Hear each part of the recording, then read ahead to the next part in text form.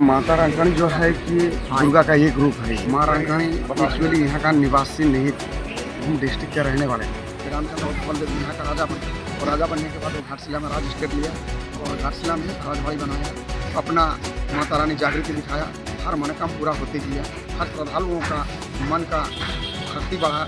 जो इंसान यहाँ पर आया जो चाहा वही पाया। यदि जहाँ होता है तो हम लोग नरबली नहीं दिखते, वहाँ पर पांठा बली। अब घटना वहाँ से चालू कैसे हुआ बता रहे हैं। ये कौन देवी का रूप है मां रंकणी? कौन थे रामचंद्र धवल देव? जादूगोड़ा का नाम पहले क्या था? माता रंकणी जो है कि दुर्गा का एक रूप है। ये माँ बन दुर्गा में कहा जाता है। माँ रंकणी एक्चुअली यहाँ का निवासी नहीं थी। माँ रंकणी जो है कि मानभूम डिस्ट्रिक्ट के रहने वाले थे। घाटशिला के राज स्टेट के राजा कौन थे? जानिए 200 साल पूर्व की सच्ची कहानी तरुण पांडा की जुबानी। मानभूम डिस्ट्रिक्ट में जो माँ दुर्गा का रूप से ये रंकणी का पूजा हो रहा था।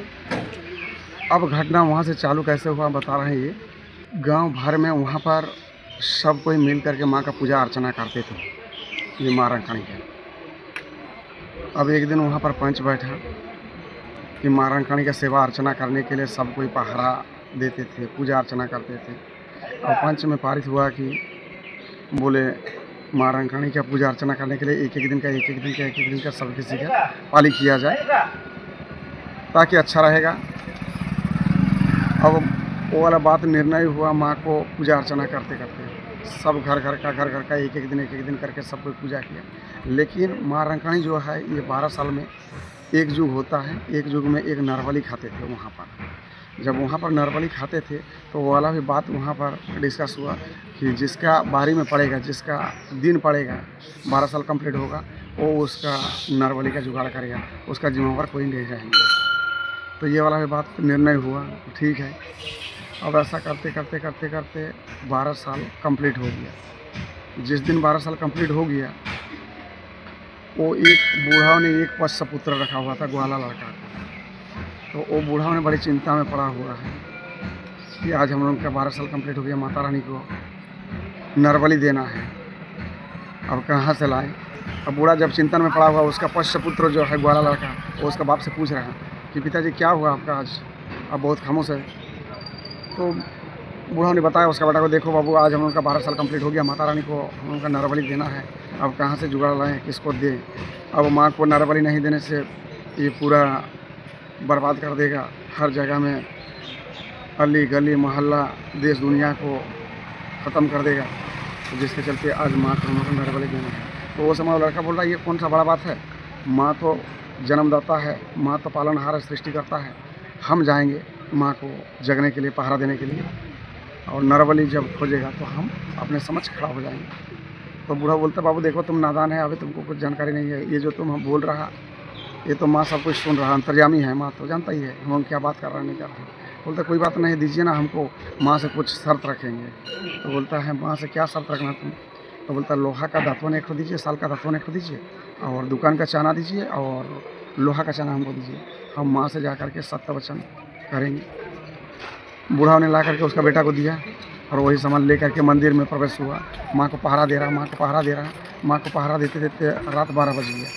जब रात 12 बज गया उस समय माता रानी खड़ा हो गए। जब माता रानी खड़ा हो गए और उस लड़का को कह रहे हैं अरे बेटा मेरा भोजन लाओ, आज 12 साल हम उपवास में हैं और मेरा भोजन लाओ, अभी हम भोजन करेंगे।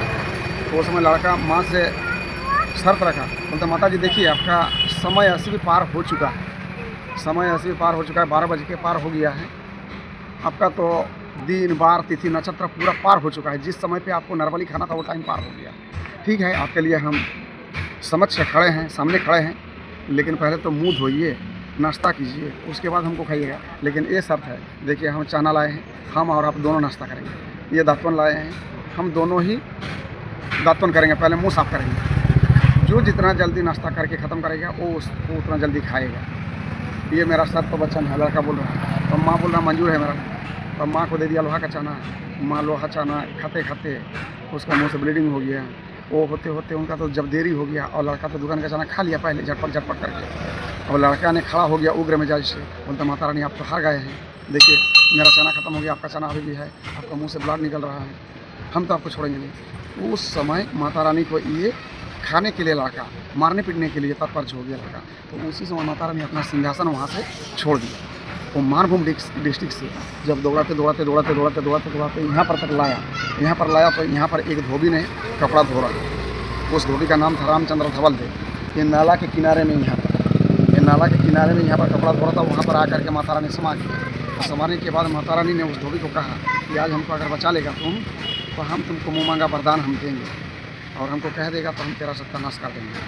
वही बोल करके माता रानी ये कपड़ा का तही में घुस गया और छुप गया। छुपने के बाद वो लड़का दौड़ाते यहाँ पर पहुँचा, और पहुँच करके उस रामचंद्र धवल देवी को पूछ रहा कि यहाँ पर इस रास्ता से एक लाल साड़ी वाली घुंघरू पहनी है, वो इधर से गुजरा, आप देखे हैं क्या?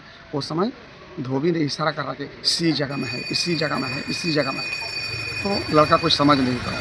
लड़का यहाँ से रिटर्न चला गया, और धोबी कपड़ा धो करके जब ख़त्म किया, उस समय उसका जो कपड़ा में समा गए थे वो कपड़ा उनका पाषाण हो गया।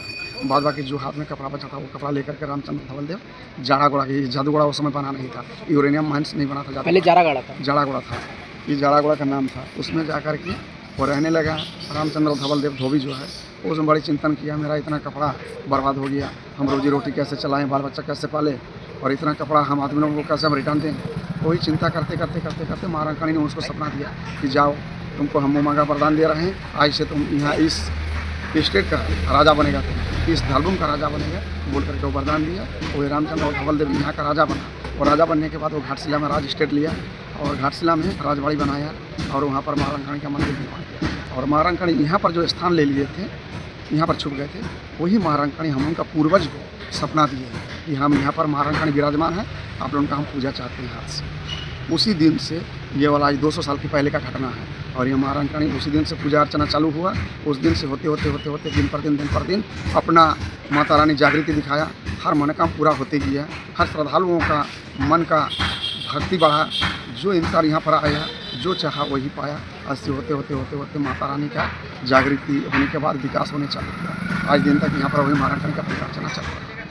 यहाँ पे क्या बलि वगैरह भी? हाँ, बलि जहाँ होता है तो हम लोग नरबलि नहीं देते, वहाँ पर पांठा बलि देते हैं। अपना पुजारी हूँ, मेरा नाम है अरुण पांडा। अंकणी मंदिर न केवल धार्मिक महत्व रखता है बल्कि एक ऐतिहासिक और सांस्कृतिक धरोहर भी है। यह स्थल श्रद्धालुओं के लिए आस्था और विश्वास का प्रतीक है, उनके लिए एक प्रेरणादायक स्थल बना हुआ है।